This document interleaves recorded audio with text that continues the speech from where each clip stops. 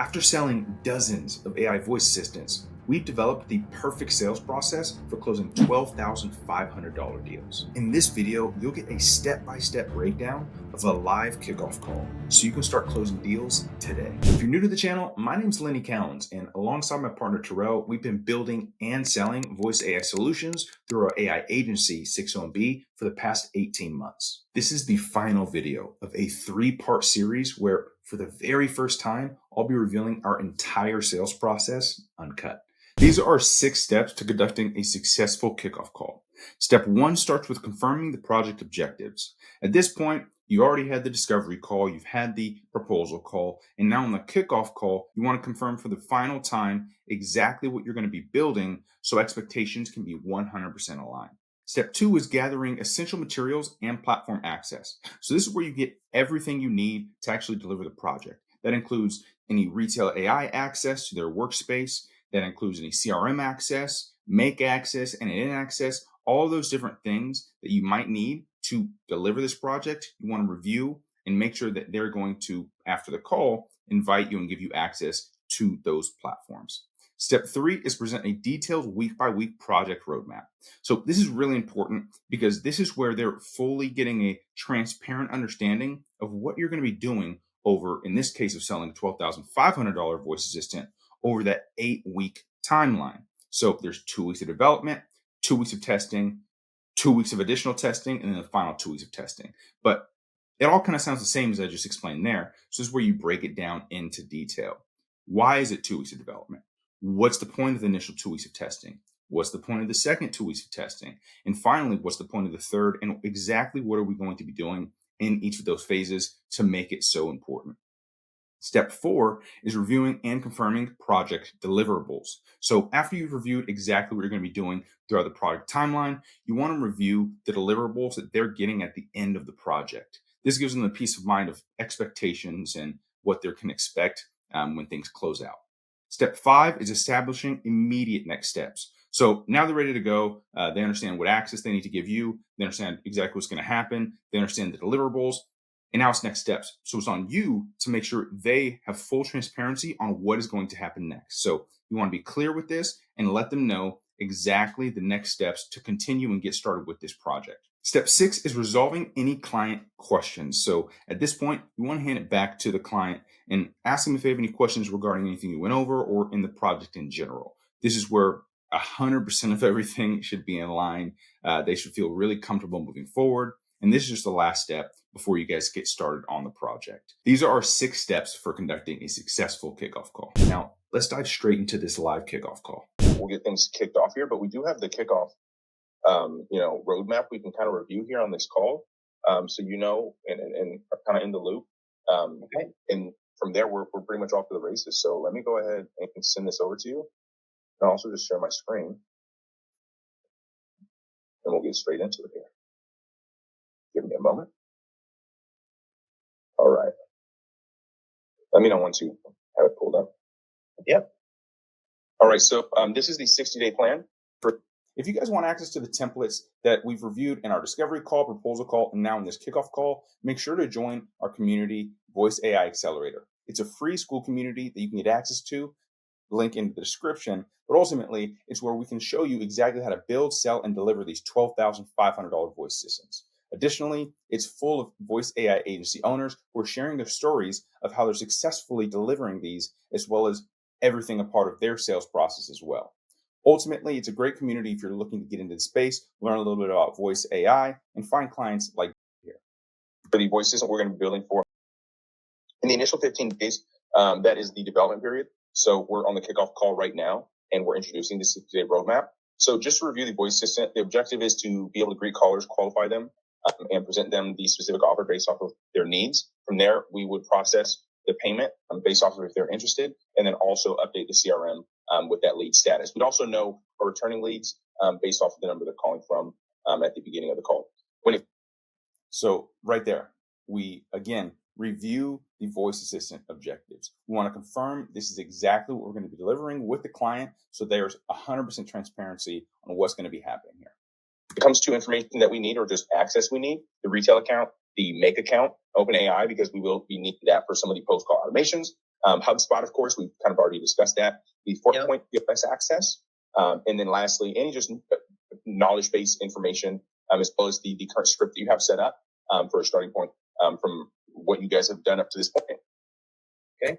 Step 2, confirm all the materials and platform access you're going to need moving forward. And you always want to send a follow-up email with all of this stuff again, just so it makes it easier on the client to go ahead and invite you to all these things. In these initial 2 weeks, we'll review what you have, construct a new version with some of our strategies in there. And that's when we will start there. From there, we'll sit on a call, just review and confirm everything. And then after we have the scripts in place, that's when we'll start configuring the basic voice assistant flow in retail using, the approved scripts. This includes the call greeting, the HubSpot phone lookup in that CRM, and the basic data capture and the payment information, as well as other aspects that might be necessary. Now we're starting to get into the project roadmap, going from week to week, and each period of the project roadmap, exactly what we're going to be doing. So it's really important to be detailed here, go through the entire document. So there's 100% transparency, again, for the client. And you're going to keep hearing transparency because expectations, aligning, and transparency are the most important things when delivering a voice assistant project successfully. When it comes to the technical setup, that's where we actually connect all of the platforms and Zelle, Make, HubSpot, and the CRM. And the POS system. And the voice assistant is ready for testing. Okay. So first 30 days is the initial testing period. This is where in the beginning will be script refinement and approval. We'll review the initial script with you guys for clarity, tone, and compliance. We'll incorporate the feedback and finalize the voice assistant and interaction flow. After we have the approval of the final script version, we'll be ready for testing. That's when we'll conduct limited testing with a limited user group. And then there will, essentially get feedback from you guys based off of how it's performing. From that feedback, we'll continuously improve the voice system throughout the 2 weeks. It'll be a continuous type of loop that we'll be creating here. As you guys will give us feedback, we'll implement that feedback, and then you'll continue to give us feedback between those 2 weeks.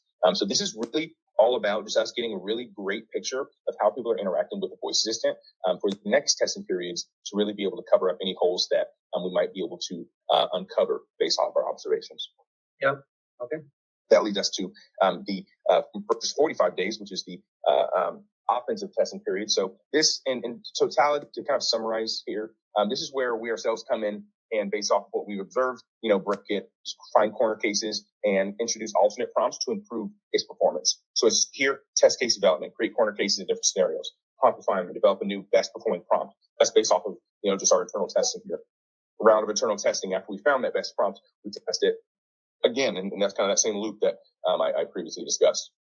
And then lastly, review, adjustment, and review. Leading into the final 2 weeks of adjustments for that final, 60 days there, or final 2 weeks of the 60 days, we incorporate final adjustments from your feedback, confirm all the flows work accordingly, and then essentially prep for the evaluation framework testing. Finally, in the final 2 weeks of the 60-day period, this is where we do the testing framework development. So we customize the framework to measure the success metrics such as the payment processing, completion rate, and things like collecting caller information and the rate that it successfully does so. We'll also be documenting each metric and how it aligns with your guys' primary call objectives. Mm-hmm. When it comes to the prompt variation testing, this is again where we're introducing different variations based off of things that we're seeing. If it's having issues with collecting specific information a certain way, well, we'll adjust it and collect it in a different way. For instance, we've done things in the past of instead of collecting both the first and last name, we'll collect the first and then the last. And that kind of can be applied to different collection points where there's payment information, right? That's going to be something specific that we really have to hone in because there's 4 or 5 different fields: the name, the credit card, the date, the 3-digit code, as well as the zip code or address necessary for that card. So all of those pieces of information are all first points that have their own, percentage of, or essentially the probability of going wrong or going awry. So those are the things we hone in on. Ultimately, we identify the best prompts based off testing. And from that baseline that we initially got from the beginning of this 2-week testing period, improve it throughout the 2 weeks and then have an end metric. Historically, it's gone from 83 or 84 to 93% in this testing period. And then within 3 months of the maintenance package, we got it up all the way to 99% accuracy rate. So After the 60 days, again, we do offer those maintenance packages if necessary. But ultimately, the deliverables for the 60 days are the approved scripts for the voice assistant, the optimized prompt based on our evaluations, eval system-led testing, call dashboard setup and integrations. Those integrations with the HubSpot and the 4-point POS system, as well as the call dashboard, of course, and the voice assistant configuration ready for development. So right there, after reviewing the kickoff roadmap and exactly what we're going to be doing week to week, we finish off with the deliverables. This is like the cherry on top, essentially wrapping up the present when it comes to exactly how the project is going to go from start to finish. As far as next steps, we do, of course, as we know, just need to confirm the payment and the signing of the contract, and then we're off to the races here. And because we know you guys are on a time crunch, we'll really hit the ground running here as far as 2 weeks. Now, boom, next steps. In this situation, we reaffirm, hey, we need the contract and initial invoice completed. Once we do that, then we're off to the races. We're starting the project and everything commences. And we'll see what we can do to try and speed up the process, at least this part of it, as much as possible to get rolling. Okay. Perfect. Really like the layout. Well done. I have some basic questions. Well, this one's more for Terrell. Now, it's kind of just an open conversation with the client to make sure that all their questions are resolved so they're 100% comfortable moving forward. In talking yesterday with a couple of developers up here at our company, they're getting ready. We're not building HubSpot out. We hired a firm out of Israel to put the HubSpot together. They're just really good at it. Mm-hmm. They're going to have to integrate with ForkPoint through HubSpot, right? Because they're going to automate and process monthly recurring payments. Does that mean, in a sense, you will only have to API integrate to HubSpot and let HubSpot work the API, or will you need to get into ForkPoint as well? If we want to process a payment over the phone, we need a payment API. So if HubSpot provides a payment API from that connection, okay, then that would be perfect. Otherwise, it would have to be with. We would just go direct. Exactly. And then HubSpot would handle their reoccurring through their system. Okay. So I need to make sure I gathered. I'll send over a doc. As soon as everything's signed and you guys pay me a green light that we're good, I'll send over the doc with some credentials for ForkPoint and the difficulty we've had thus far.